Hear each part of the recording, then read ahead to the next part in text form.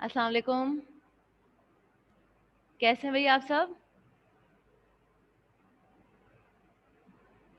वालेकुम अस्सलाम बेटा। कैसे मिजाज हैं आप सबके?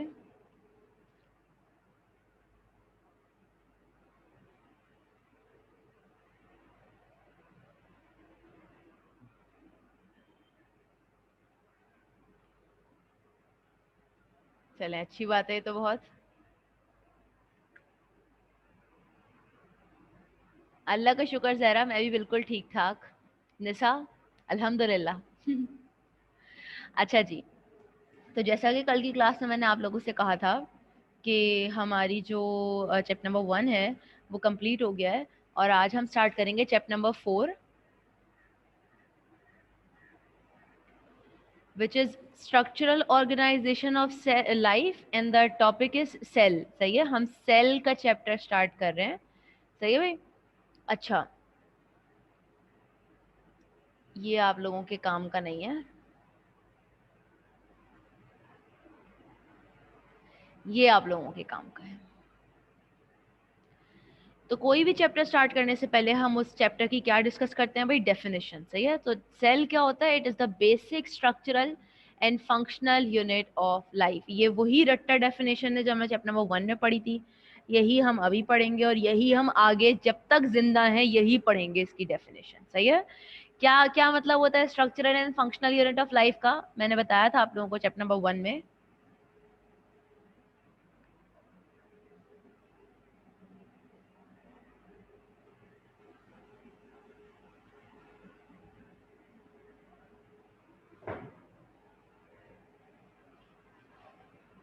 बताएं भाई, आप लोग मुझे बताएं।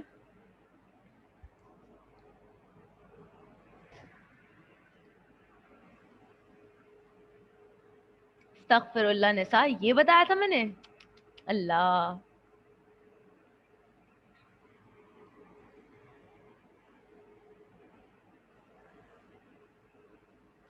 सब भूले बैठे हैं ना आप लोग, नहीं पढ़ाना चैप्टर नंबर 1।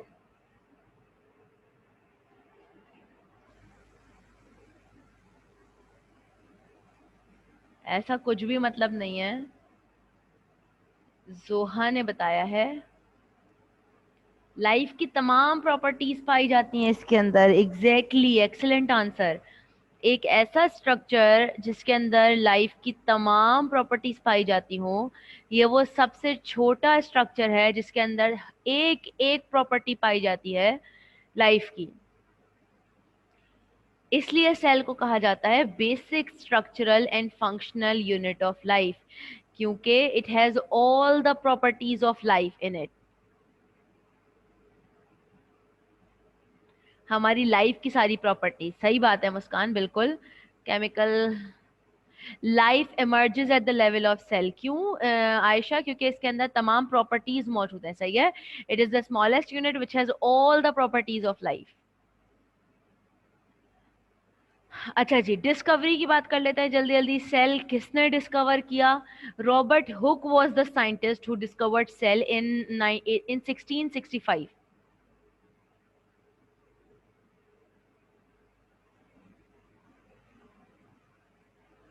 स्मॉलेस्ट यूनिट ने, सही, एग्जैक्टली। ओके, तो डिस्कवरी क्या है भाई? रॉबर्ट हुक साहब ने इसको डिस्कवर किया था 1665 में। और कब डिस्कवर किया था? वो एक डेड स्टेम को स्टडी कर रहे थे माइक्रोस्कोप में। कॉर्क को बेसिकली स्टडी कर रहे थे। कॉर्क एक तरह का स्टेम होता है। जब उन्होंने उस स्टेम को स्टडी किया तो उसके अंदर उनको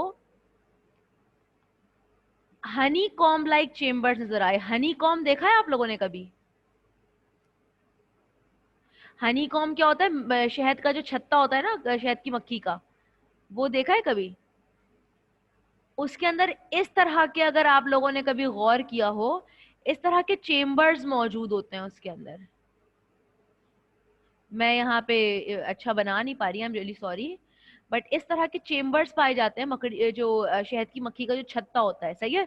तो जब उन्होंने स्टेम को स्टडी किया, कॉर्क को, माइक्रोस्कोप के अंदर, तो उन्हें हनी कॉम्ब लाइक चेम्बर्स नजर आए। और उन चेम्बर्स को उन्होंने क्या नाम दिया? उन चेम्बर्स को उन्होंने नाम दिया सेला।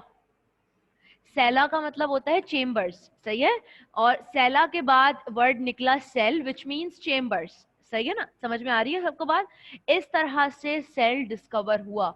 डेड स्टेम कॉर्क था, उसके अंदर हनी कॉम्ब लाइक चेम्बर्स नजर आए थे उनको। Okay, cell theory.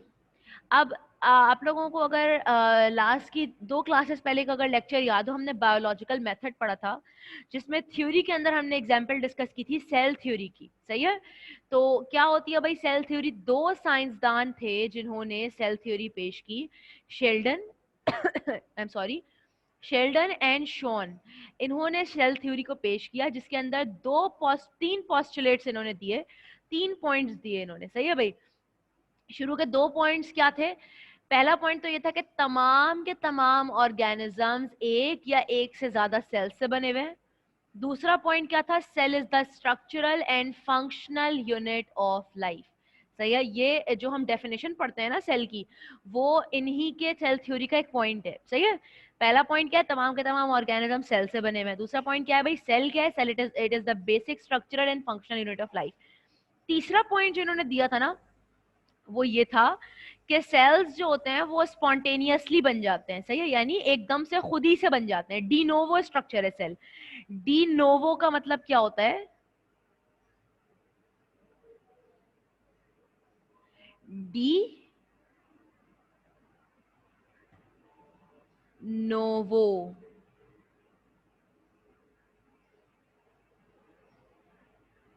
सही है भाई। डी नोवो का मतलब क्या होता है? एक ऐसा स्ट्रक्चर जो खुद ब खुद बन जाए, सही है भाई। ये कहा था शेल्डन एंड शॉन ने, लेकिन 1858 के अंदर एक साइंसदान आए, रुडोल्फ वर्शो।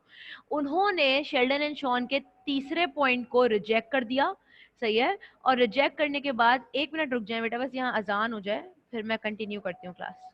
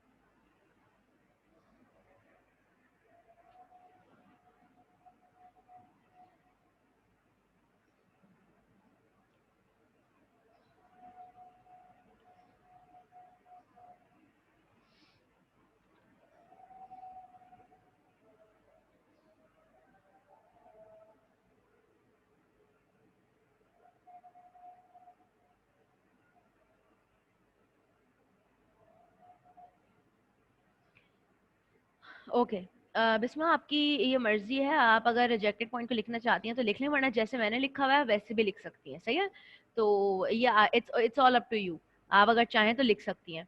तो शेल्डन एंड शॉन ने तीसरा पॉइंट ये दिया था कि सेल डीनोवो स्ट्रक्चर है। डीनोवो का मतलब ये होता है कि वो खुद ब खुद बन जाता है, सही है, स्पॉन्टेनियसली बन जाता है। जबकि बाद में 1858 के अंदर रुडोल्फ वर्शो साहब आए, जिन्होंने थर्ड पॉइंट को रिजेक्ट कर कर अपना एक न्यू पॉइंट पेश किया कि जो नए सेल्स बनते हैं वो पुराने सेल्स की ही डिवीजन से बनते हैं, सही है।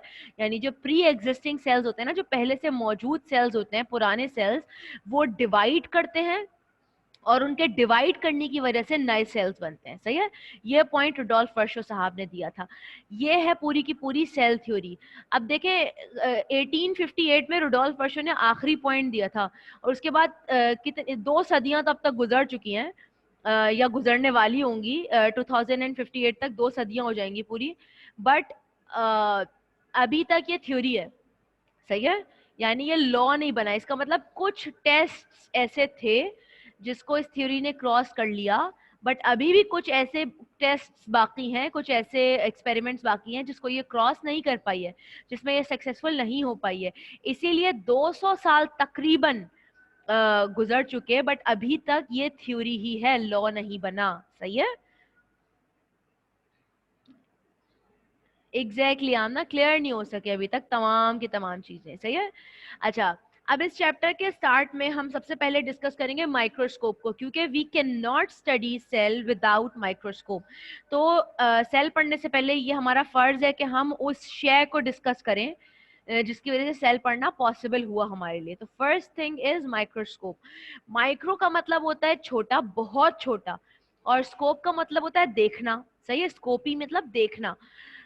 सो माइक्रोस्कोप क्या है? एक ऐसा इंस्ट्रूमेंट है, एक ऐसा अपैरेटस है जिसके थ्रू हम माइक्रो ऑर्गेनिजम्स को देख सकते हैं, इतने छोटे organisms which can not be seen bye naked eye, सही है। ओके कर देते हैं भाई, पीछे कर देते हैं 1 मिनट के लिए। कर दिया भाई।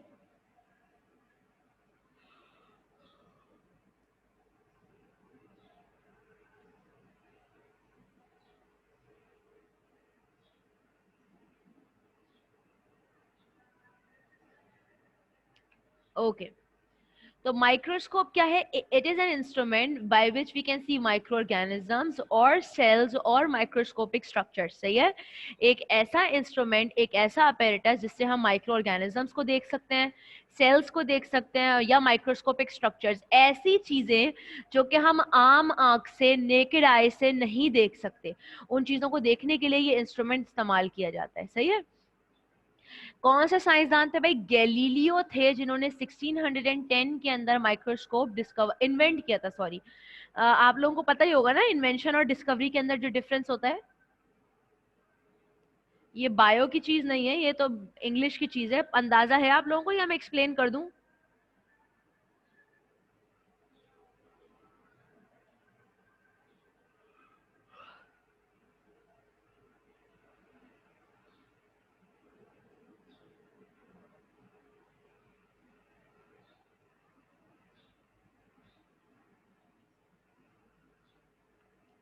Okay fine. सो गैलीलियो साहब जो थे, उन्होंने 1610 के अंदर इन्वेंट किया माइक्रोस्कोप। एग्जैक्टली आयशा, जो पहले से मौजूद हो उसी को सिर्फ डिस्कवर करना, यानी उसके ऊपर जो गिलाफ मौजूद है, जो कवर मौजूद है, उसको उठाना, ये कहलाता है डिस्कवरी। और जो चीज नहीं हो और कोई बनाए नए सिरे से, दैट इज कॉल्ड इन्वेंशन, सही है। माइक्रोस्कोपी क्या होता है? कोई बच्चा मुझे ये बता सकता है व्हाट इज माइक्रोस्कोपी?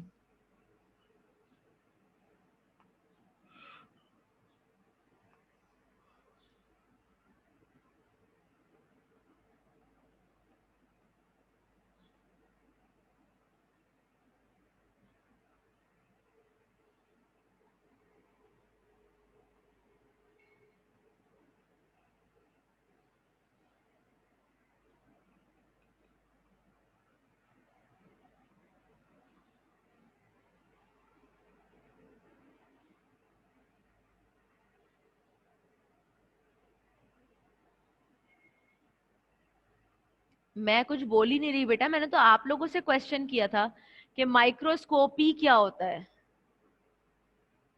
जहां पर माइक्रोस्कोप यूज करते हैं, नहीं नहीं आयशा।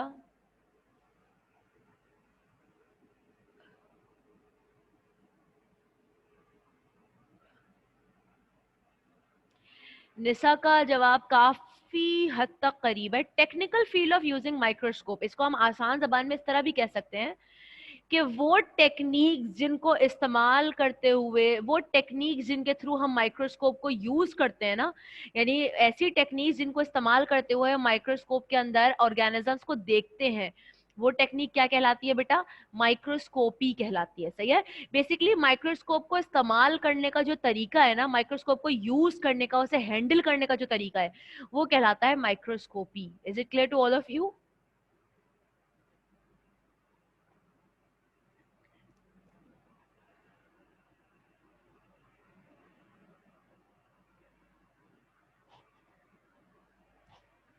ओके,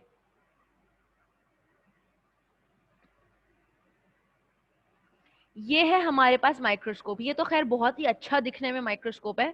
नॉर्मली आपको अपने कॉलेज में या आपको जैसे कोचिंग सेंटर्स वगैरह में भी इतना अच्छा कभी नहीं मिलेगा। यूनिवर्सिटी लेवल पे आपको ये माइक्रोस्कोप देखने को मिल सकता है इस तरह का।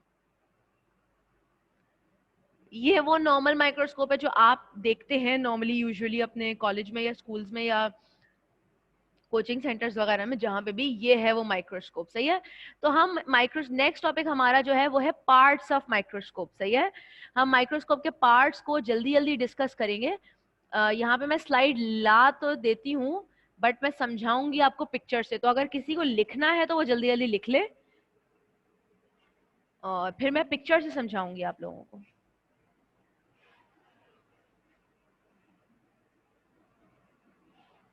लगा देते हैं भाई ये वाली।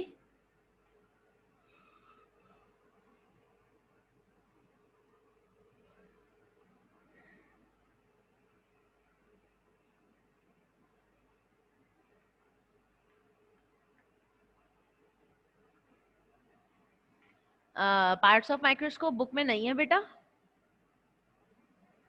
होने चाहिए।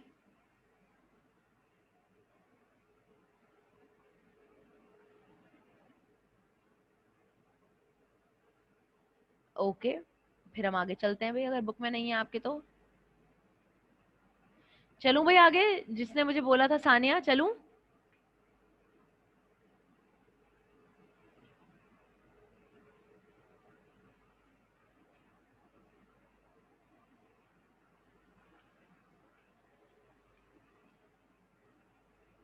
तो हम आगे चलते हैं फिर। प्रॉपर्टीज ऑफ माइक्रोस्कोप, प्रॉपर्टीज तो होंगी। सही है।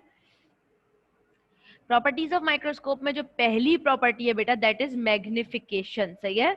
मैग्निफिकेशन क्या होता है?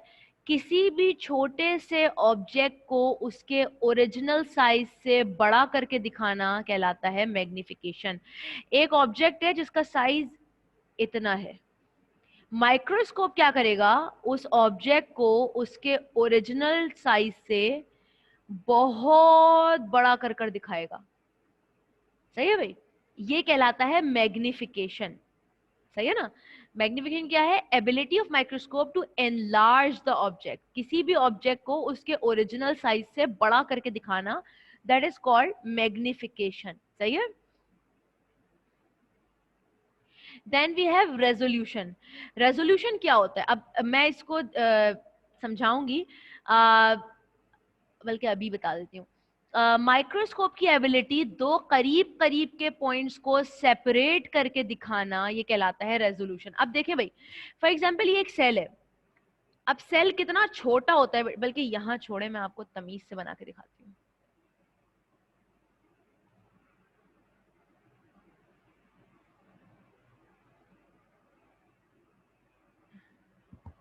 अच्छा जी, अब ये आपके पास है सेल। ठीक है। सेल के अंदर ये दो पॉइंट्स हैं, एक ये रहा भाई, और दूसरा ये रहा। आपको ये दिखने में एक पॉइंट लग रहा है या दो पॉइंट्स लग रहे हैं? या आपको एक चीज लग रही है या दो चीज लग रही है? वन नजर आ रही है ना। क्यों ऐसा क्यों होता है? देखिए सेल बहुत छोटा है, अब सेल के अंदर भी इतना माल भरा हुआ है, तो वो सारी चीजें ऑब्वियसली एक दूसरे के बहुत करीब करीब होंगी, बहुत ज्यादा करीब करीब होती हैं। तो समटाइम्स क्या होता है, दो चीजें भी हमें एक नजर आ रही होती है सेल के अंदर। सही है। तो सेल की ये सलाहियत कि दो करीब करीब मौजूद चीजों को सेपरेट करके दिखाना,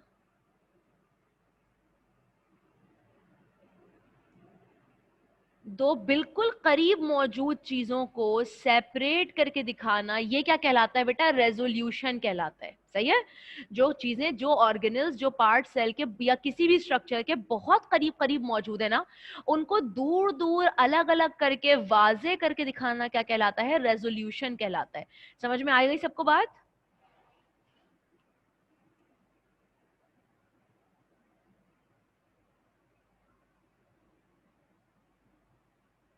ओके, ये है हमारे पास रेजोल्यूशन। सही है। अब यहाँ पे आप ये पिक्चर देखें भाई, ये हमारे पास क्या है? वैसे तो ये जूम करना हुआ, ये मैग्निफिकेशन नहीं है, बट यहाँ पे इन्होंने नोज को देखें कैसा बड़ा करके दिखाया है। सही है, ये नोज को फोकस कर करके इतना बड़ा करके दिखा दिया, दैट इज मैग्निफिकेशन। सही है। और और दूसरी चीज हमारे पास यहाँ पे क्या है भाई, रेजोल्यूशन। देखे भाई, दो पॉइंट्स करीब करीब थे, सही है, उनको सेपरेट कर करके दिखाया जा रहा है। सही है, ये वाला जो जगह है, ये देखें ये कितना करीब है, ये दो पॉइंट्स आपस में बहुत करीब है, और ये कैसे पॉइंट्स हैं, अनरिजॉल्व्ड पॉइंट्स हैं। सही है, इनको थोड़ा सा दूर किया गया और फिर इनको क्लियरली सेपरेट करके दूर करके दिखाया गया। ये पॉइंट्स अब क्या कहला रहे हैं, रिजॉल्व्ड पॉइंट्स कहला रहे हैं। यहाँ इस वाली पिक्चर के अंदर देखें, ये दोनों पॉइंट्स एक ही नजर आ रहे हैं, बिल्कुल ऐसा लग रहा है एक ही पॉइंट्स हैं, जबकि बीच वाली पिक्चर के अंदर आप देखें थोड़ा सा सेपरेट हुए एक दूसरे से। एंड देन जो लास्ट पिक्चर है ना, दिस पिक्चर, इसके अंदर ये कौन भाई, वीडियो अपनी ऑफ करें, कौन लेट बैठ के ले रहा है पिक्चर, ये क्लास, तौबा है, हद हो गई। अच्छा, तो दो अलग अलग पॉइंट्स को बिल्कुल क्लियर करके दिखाया जा रहा है, दैट इज रेजोल्यूशन। सही है भाई।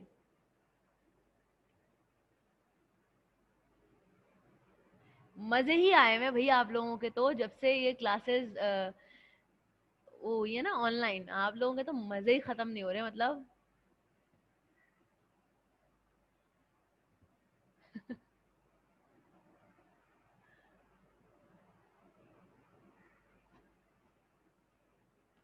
अच्छी बात है भाई, स्टूडेंट्स को सुकून मिलना चाहिए। वैसे स्टूडेंट्स की ना लाइफ बहुत ही मतलब गधों जैसी लाइफ है, मतलब बस चलते रहते हैं चलते रहते हैं चलते रहते हैं, कोई कोई चेंज नहीं है, कोई सुकून नहीं था उनकी लाइफ में।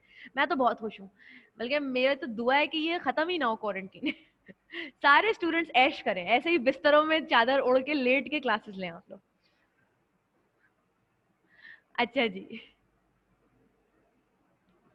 अभी तो कुछ भी नहीं पता आमना, अभी 7 को मीटिंग होगी तो डिसाइड होगा कि 15 से खुल भी रहे हैं कॉलेजेस या यूनिवर्सिटीज और स्कूल्स या नहीं खुल रहे हैं। अभी कुछ कंफर्म नहीं है, कोरोना के केसेस दोबारा बढ़ने लग गए हैं ना, तो इसलिए कुछ अभी कह नहीं सकते। बस दुआ करें ना खुले, ऐसी रहे। अच्छा जी, then we have Amna bore हो गई हैं। आमना आप क्या चाह रही हैं, खुल जाए कि नहीं खुल जाए?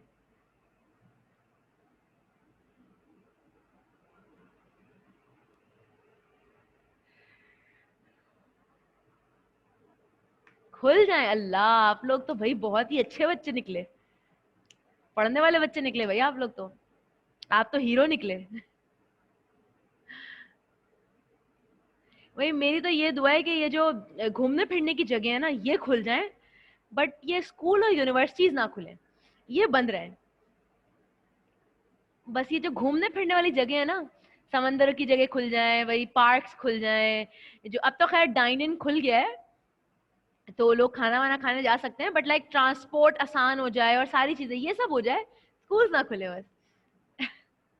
अच्छा जी, तो 3 मेन तरह के माइक्रोस्कोप्स पाए जाते हैं इस दुनिया के अंदर, कुल कायनात के अंदर। नहीं नहीं, आप पढ़ाई बंद ना हो, ऐसा ना हो कि पढ़ाई बंद हो जाए, लेकिन पढ़ाई ऑनलाइन हो जाए। ये जो ये ओल्ड स्कूल मेथड है ना कि बच्चे क्लास में आए और फिर पढ़ें, आपको पता है जो बाहर के ममालिक है ना, उनके वहां पे ऑप्शन होता है, वहां पे ऑन होम स्कूलिंग का ऑप्शन होता है, यानी अगर कोई स्कूल या यूनिवर्सिटी या कॉलेज नहीं जाना चाहता तो वो होम स्कूलिंग कर सकता है। बट यहाँ पे ऐसा कोई ऑप्शन नहीं है, आपको करना ही करना है एक चीज। तो वहां पे ये होता है कि अगर एक सेमेस्टर बच्चों ने ले लिया स्कूल जाकर, अब अगले सेमेस्टर में वो उनका दिल नहीं चाह रहा बिल्कुल भी जाने का, तो वो ऑन होम स्कूलिंग भी शिफ्ट कर जाए, फिर नेक्स्ट सेमेस्टर में वो स्कूल जाकर ले सकते हैं अपनी मर्जी से। तो ये उनके पास चॉइसेस हैं, तो अगर कभी उनका दिमाग नहीं साथ दे रहा होता ना कि भाई 3 महीने का हमें जाने का गैप चाहिए, हमें घर में रहना है, तो वो कर सकते हैं ये चीज। और वहां तो खैर और भी बहुत सारी आसानियां हैं, वहां पे साल भी उनकी मर्जी से होता है, अगर वो चाहें तो अपना पूरा साल 8 महीने के अंदर भी खत्म कर सकते हैं, अगर वो चाहें तो 10 महीने के अंदर, अगर वो चाहें तो 12 महीने। तो जो लोग जल्दी जल्दी खत्म करके 8 महीने के अंदर अपना साल खत्म कर लेते हैं ना एग्जाम देकर, उनके बाद फिर आगे आगे के 4 महीने बिल्कुल फ्री होते हैं, तो फिर वो उसमें वेकेशन पे जाते हैं, यू नो, फैमिली के साथ टाइम स्पेंड करना, वेकेशंस पे जाना, महीनों महीनों वेकेशंस पे, वहां ये सब चीजों का बड़ा कॉन्सेप्ट है, बट यहाँ पे नहीं है कोई कॉन्सेप्ट। एग्जैक्टली यहाँ पे, और इसीलिए यहाँ की प्रोडक्टिविटी कम है। बाहर के ममालिक में वेकेशंस को बहुत ज्यादा समझे, उनके उनके समझ लो उनके रिलीजन का पार्ट है। रिलीजन तो खैर छोड़े, उनके कल्चर का पार्ट है, ऐसे कह लें, सही है, कि वेकेशंस पे जाना ही जाना है। और वहाँ के जो ऑफिसेज है ना, वो भी लोगों को वेकेशन प्रोवाइड करते हैं, 1 महीना या 45 डेज या 50 डेज की वेकेशन दी जाती हैं ऑफिस के लोगों को भी, क्योंकि उनका ये मानना है कि जब एक इंसान इतना ज्यादा मतलब उसको टाइम मिलता है तो वो वेकेशन पे जाता है, जब वो घूमता फिरता है अपनी फैमिली के साथ टाइम स्पेंड करता है तो उसका दिमाग बहुत फ्रेश हो जाता है। और जब वो फ्रेश माइंड के साथ काम पे आता है ना, तो हमारे जो कंपनीज है उनकी प्रोडक्टिविटी बढ़ती है।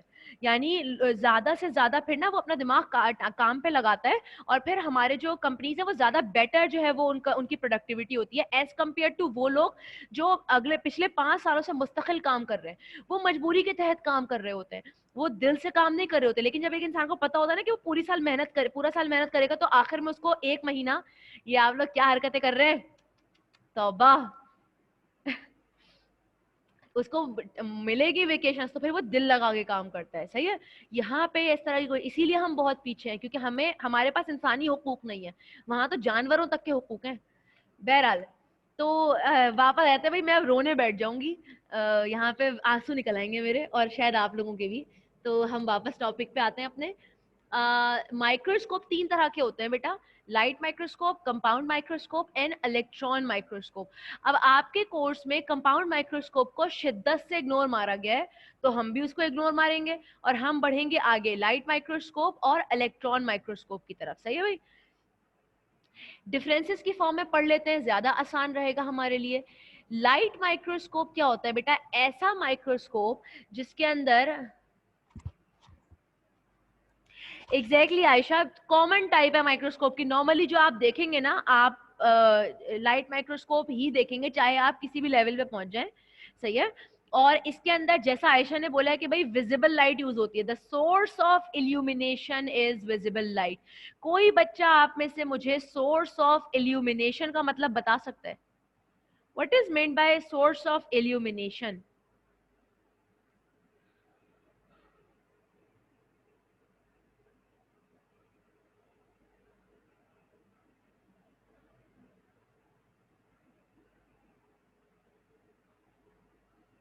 What is source of illumination?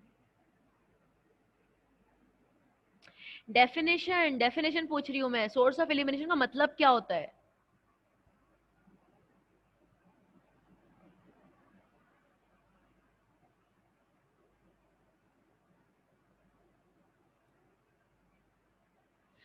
जी हुमा, मैं आपको बताती हूँ एक्सरे माइक्रोस्कोप के बारे में, सही है। बहुत रेयर टाइप है माइक्रोस्कोप की, मैं आपको एक्सप्लेन कर दूंगी इसके बारे में, सही है। आयशा, सॉरी आयशा, आपने बोला है ना, ये मैं बता दूंगी आपको। Exactly Uma, excellent answer. एक ऐसा माइक्रोस्कोप, सानिया अब आवाज आ रही है?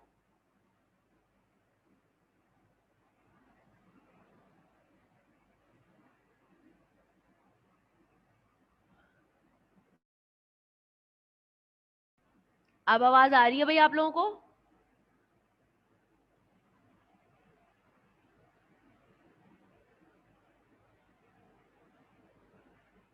ओके, तो सोर्स ऑफ इल्यूमिनेशन का मतलब ये होता, सोर्स ऑफ इल्यूमिनेशन का मतलब ये होता है कि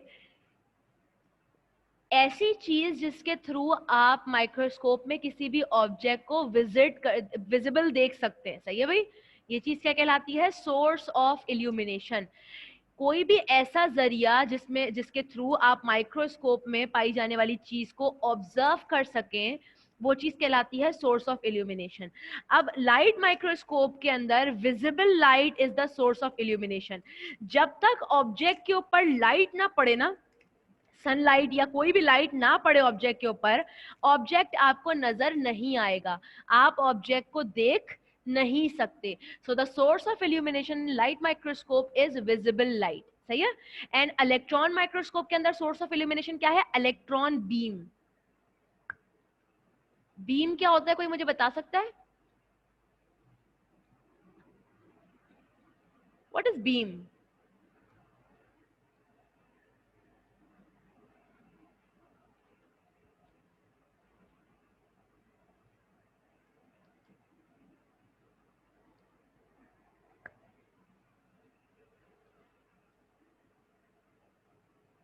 जोहा आपने बिल्कुल सही बोला है, रेज, बट रेज होती क्या है रेज, ये मेरा सवाल है। आप लोग जवाब दें, जब तक मैं बनाती हूँ भाई।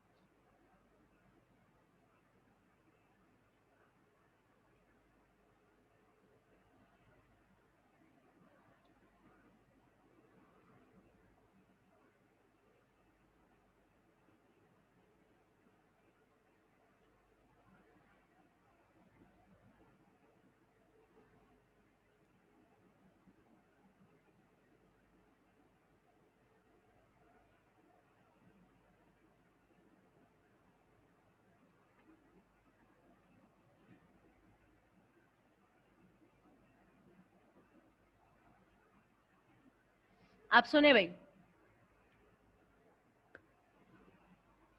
हाँ, आप में से बहुत से लोगों ने सही जवाब दिया भाई।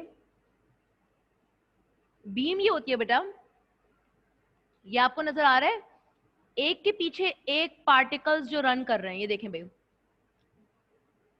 ये जो एक के पीछे एक पार्टिकल्स रन कर रहे हैं ना बेटा, ये चीज क्या होती है? बीम। सही है। पार्टिकल्स का एक के पीछे एक रन करना, और उसकी वजह से क्या बन जाती है? पूरी एक रे बन जाती है, पूरी एक बीम बन जाती है। समझ में आई बात? तो अगर आप इलेक्ट्रॉन माइक्रोस्कोप को देखें, उसमें क्या होता है? एक मशीन होती है, एक प्रोजेक्टर होता है, उस प्रोजेक्टर में से इलेक्ट्रॉन्स निकल रहे हैं, इलेक्ट्रॉन्स इमिट हो रहे हैं। सही है। और एक के पीछे एक इलेक्ट्रॉन निकल रहा है, तो वो पूरी क्या बन जाती है? बीम बन जाती है। बीच में क्या रखा हुआ है बेटा? आपका ऑब्जेक्ट रखा हुआ है। सही है। ऑब्जेक्ट के ऊपर जब इलेक्ट्रॉन्स पड़ते हैं, तो ऑब्जेक्ट की इमेज पूरी की पूरी कहां पे बनती है? स्क्रीन के ऊपर बन रही होती है। कोई डिफरेंस नहीं है जोहा, एक ही बात है, एक ही बात है, बिल्कुल सही है। पार्टिकल्स दोनों मिक्सचर ऑफ पार्टिकल्स से बन रही होती हैं। सही है। तो उनकी जो इमेज होती है ना ऑब्जेक्ट की, वो पूरी स्क्रीन के ऊपर नजर आती है। तो जब तक ये इलेक्ट्रॉन्स नहीं टकराएंगे ऑब्जेक्ट से, इसकी इमेज हमें स्क्रीन के ऊपर नजर नहीं आएगी। सही है। So the source of illumination in electron microscope is electron beam. अब क्लियर हुई सबको बात?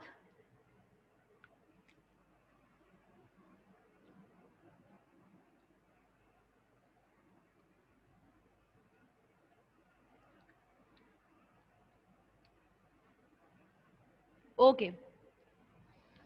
अच्छा, इलेक्ट्रॉन माइक्रोस्कोप मजीद दो तरह के होते हैं, आपकी बुक के अंदर उसका नाम जिक्र किया हुआ है। सही है। आप लोग उसको जो है वो देख लीजिएगा, उसके बारे में पढ़ लीजिएगा। मैं यहाँ पे आपको सिर्फ जनरल पॉइंट्स बता रही हूँ लाइट माइक्रोस्कोप और इलेक्ट्रॉन माइक्रोस्कोप के। लेकिन कल मैं आप लोगों का, कल तो खैर संडे है, थर्सडे को मैं अच्छा thank you Aamna, thank you so much. Thursday को मैं आप लोगों का ओरल टेस्ट लूंगी, ओरल सॉरी, मतलब एमसीक्यू बेस्ड टेस्ट लूंगी। माइक्रोस्कोप के बारे में, सही है। तो मैं आप इलेक्ट्रॉन माइक्रोस्कोप की जो टाइप्स हैं उनके बारे में भी आपसे पूछूंगी, सही है। अभी से बता रही हूँ, और आप लोगों का एमसीक्यू बेस्ड टेस्ट होगा थर्सडे को। पूरे माइक्रोस्कोप जो हमने शुरू से चैप्टर ये शुरू किया है ना, उससे लेकर माइक्रोस्कोप पूरा, तो आप लोग इलेक्ट्रॉन माइक्रोस्कोप की जो टाइप्स आपकी बुक में दी हुई है वो भी आप देख कर बैठिएगा, सही है। मैं आप लोगों को सिर्फ यहाँ जनरल पॉइंट्स बता रही हूँ। अच्छा, अब हम आ जाते हैं मैग्निफिकेशन पावर पे। मैग्निफिकेशन पावर क्या थी, यानी ऑब्जेक्ट को उसके ओरिजिनल साइज से बड़ा करके दिखाना। लाइट माइक्रोस्कोप की मैग्निफिकेशन पावर कितनी होती है, 10,000x to 15,000x। कोई मुझे यहाँ पे x का मतलब बता सकता है?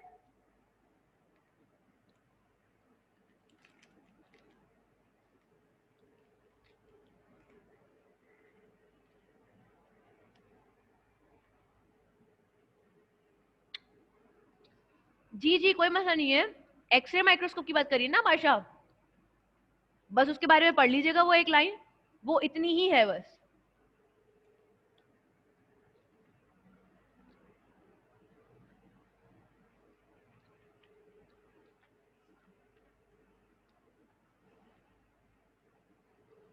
कोई मुझे यहाँ पे x का मतलब बता दे भाई। नहीं, यूनिट नहीं है, नहीं साइज भी नहीं है।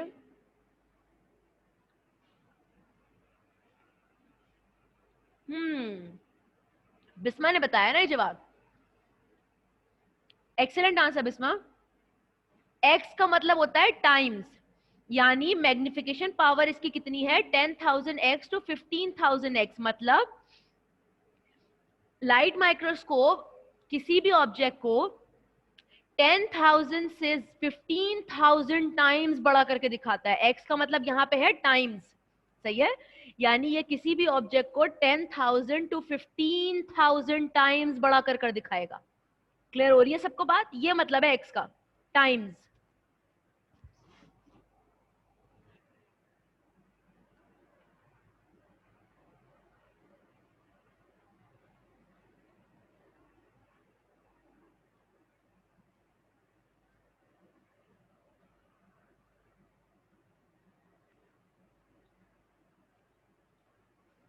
अच्छा जी, इलेक्ट्रॉन माइक्रोस्कोप की मैग्निफिकेशन पावर कितनी है बेटा, 1,00,000x। यानी ये किसी भी ऑब्जेक्ट को 1,00,000 टाइम्स बड़ा करके दिखाता है। मैग्निफिकेशन पावर किसकी ज्यादा हुई फिर, लाइट माइक्रोस्कोप की या इलेक्ट्रॉन माइक्रोस्कोप की?